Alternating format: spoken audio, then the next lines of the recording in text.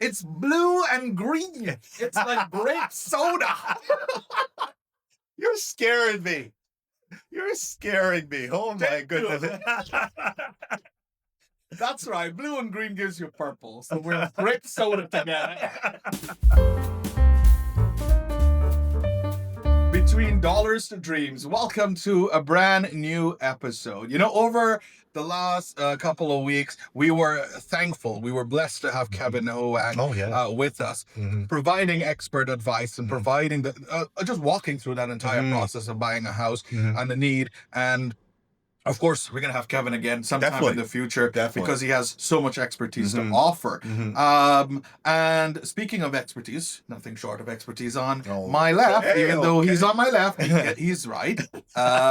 So today we want to talk about why you need a financial planner when you're going to have the biggest financial decision, I think, in your lifetime, and that is purchasing your home.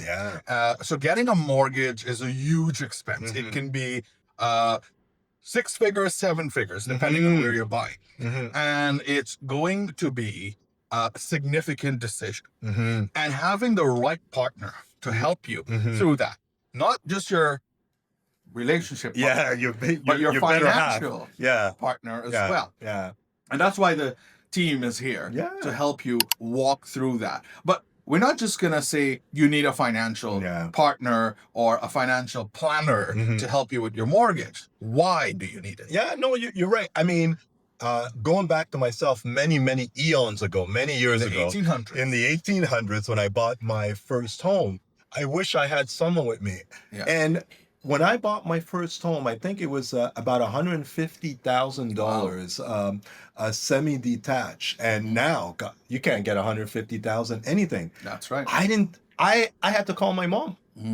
I had to call my mom to make sure that I was doing the right thing, because I didn't have anybody that I could bounce ideas, back and forth. My wife, it was also her first home, so we didn't really know. So having a planner, having someone, doesn't necessarily have to be a planner, but someone to hold your hand, walk you through the process, and making sure that you are doing the right thing. That is important, and that's what we kind of bring to the table. So the team kind of breaks it down. Okay, you're gonna have to purchase a home that is $1 million or 900,000, big expense, GTA kind of expense. The team is gonna walk you through that plan of what the expectation is from this conversation that we're having today to the end of you going into that house and turning that key and taking your family in with you as well. Big time. So the first thing is trying to figure out what you could afford. Right. So kind of create a budget and figuring out what you could afford, type of house, and what area, and then from there, the down payment is important. So how are we going to save towards that? Creating that budget. So that is probably one of the first steps that we would look at. And creating a budget is not just saying, okay, you're going to take $100 or $200 from your paycheck and put it into an account. It's looking at your expenses. It's looking at what you can draw back. It's looking at ways that you can improve on your income, looking at side hustles. I think Kevin talked about this as well when he was here. So look, a budget is just not saving money. It's on both sides. Exactly, because you can't have too much debt. That is correct. So it's not just a matter of saving for the down payment. If you have too much debt, a lender was not going to lend to you. They're going to say, how are you going to pay me back? You've got this car loan, you've got this credit card, you've got this line of credit. How are you going to pay me back on the mortgage? So no, we're not going to take a chance. You might have to have a consolidation conversation as well with your clients. So that's why it's important, because this is where the financial planner can look at your situation and assess, because their financial institutions will look at certain ratios to assess your capabilities.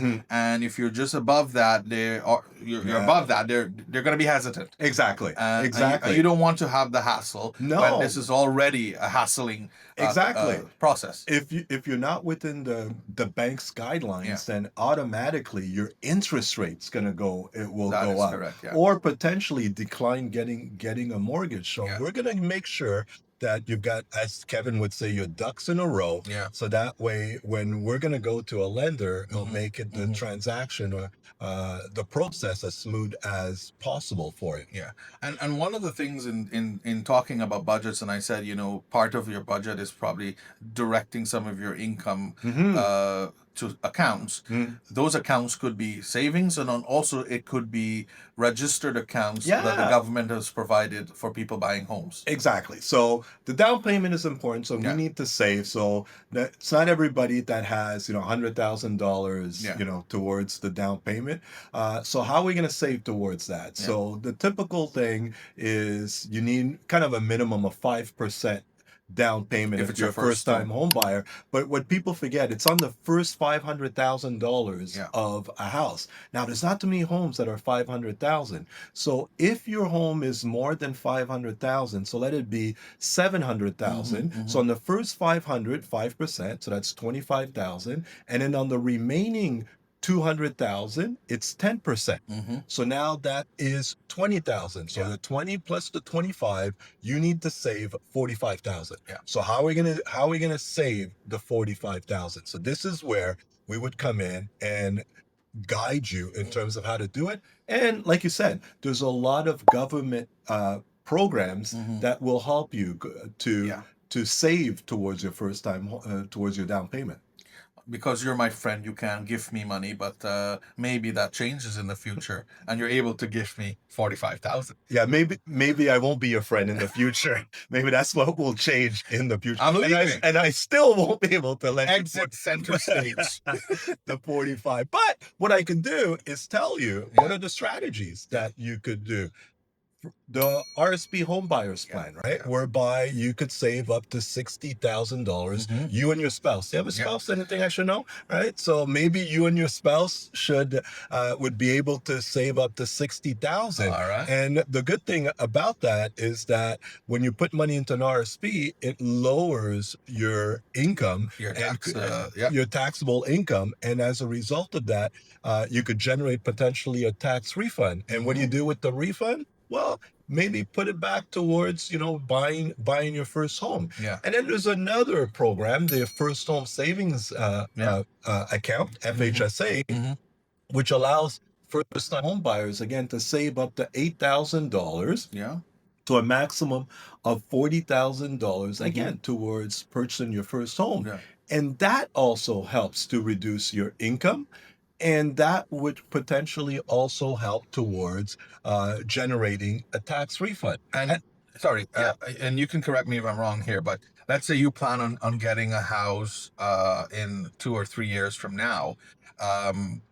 You should not think of, I'm going to open my FHSA the year that I want to buy the house. No, you should open it now so you can get the room. Exactly. Yeah. Exactly. So these are kind of the things that we would talk about, or your planner at your bank or financial institution will be able to guide you as to open the accounts now, especially the FHSA, to build a room. You don't have to put any money or put very little money, but at least your contribution room will start to increase. So that way, when you are ready to put money down, you have, let's say, last year's room plus this year's room and the following year's room to help you, to guide you. And then you could also put money in a TFSA. Right? You can take that out anytime. And there is though it's not earmarked for, buying a home, but it could be used for anything. And that TFSA money can be withdrawn for your expenses when buying that home. Right? Maybe you need to pay some legal fees.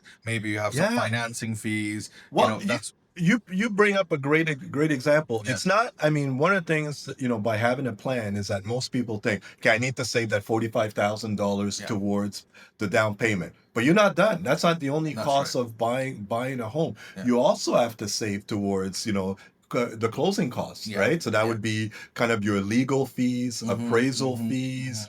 That could also be the moving costs that you might incur, land transfer taxes, depending on where. So there's a whole lot of things that you got to think about. It's not just about saving $45,000 in an RRSP or FHSA. Do you have the other money that is to close the deal? Because if you can't close, I've seen a lot of time people have saved enough money for the down payment, but they weren't able to close because they That's didn't right. realize that they needed another $10,000 to That's close the deal, and they got sued. Yeah. Because the owner sold them their house, they signed the agreement knowing that they're going to get the mortgage, but they couldn't find the money to close. So this is where a team will guide you through the process and tell you everything that you need to know before you sign on the dotted line. That is correct. And because you're so well connected in the financial services industry, I think Kevin talked about this too. A lenders, B lenders, as financial planners, we have access to, a ton of mortgage brokers who can find you the best deal, right? You might not get the best deal at an A lender, and A and B it's not like a ranking or anything. No. It's just they have different criteria. That is correct. And a lot of times the B lenders, right, which are not your traditional banks, right? They have a better rate because they want to attract individuals. So this is where we would, in conjunction with all the brokers that we know, pitch the right deal, the right situation to the right lender to save you money, right, and make sure that you get your first home. So we have over 50 different financial institutions that we could provide mortgages with. So typically, your regular big five banks, we could, whatever their rate, the brokers could probably do better than that, especially if you've got good credit. So 680 or more. Having a broker, dealing with a planner that has the connection with a broker, we could get you a very good rate. And I think one of the other important conversations, and we mention it time and again, is as a financial planner, we can also assess your need for insurance. Big throughout this entire process. And we talked about this over and over, the need and kind of the comfort of having insurance if anything is to go wrong. Big time. It's like you said at the beginning, it's the biggest financial decision that you're going to make. And now we need 2 income minimum. Probably 3. Right? You're gonna help a brother out, maybe 4 incomes, right? To buy a house. So if we need 2 income, what happens if one of those income something happens to, let's say, disability or death? There goes the Canadian dream of home ownership. But having life insurance, mortgage insurance through a licensed insurance agent and not necessarily through your bank, again, we have, access to great many life insurance providers like your Sun Life, like your Manulife, Great West, and things of that nature, Beneva. We could provide you with the right solution to meet your situation along with your budget. Unlike the banks that provide creditor insurance and mortgage creditor insurance, where it's really decreasing insurance. The insurance that your financial advisor could provide you with stays the same and doesn't decrease over time. So all of these are, it's not just finding a house, getting you a mortgage. It's a whole bunch of things. Creating a plan, creating a budget, making sure that your money grows based on your risk tolerance, finding the right strategy for you, FHSA, Home Buyers Plan, TFSA, even a high interest savings account, anything to that nature. And then we'll work with the brokers to make sure that the lender gets the true sense of your situation, right? Maybe like Kevin said, you've got a side hustle that typically if you go to a bank, they won't acknowledge that income. But with the right lender, they will acknowledge that income. And that could be the reason that you get the mortgage as opposed to not. And then you need to have protection, insurance. And I'll end on this. I think having the financial planner is like having an accountability partner. You're more than likely to get to your goal if you work with someone. That is it's like anything you want to do, right? You want to eat healthy, you want to have a better mental, social health. If you work with someone, they're likely to keep you in check. And that's what the financial planners, and that's what we will do for you, to ensure that you are working towards your goal. You're going off track. We're going to talk to you. We're going to say, hey, we've been going this way. We need to go back this way. All right. And today we talked about a financial plan for buying a house and the things that it will entail. But if you need a financial plan for saving for a vacation, you need a financial plan for college for your children, whatever it is, the team can help. It's not just mortgages, it's all financial plans. So you can make contact with the team today. Thank you for watching Between Dollars to Dreams. We'll be back with a brand new episode. Like, subscribe, share, and grape soda is out. Bye, everybody.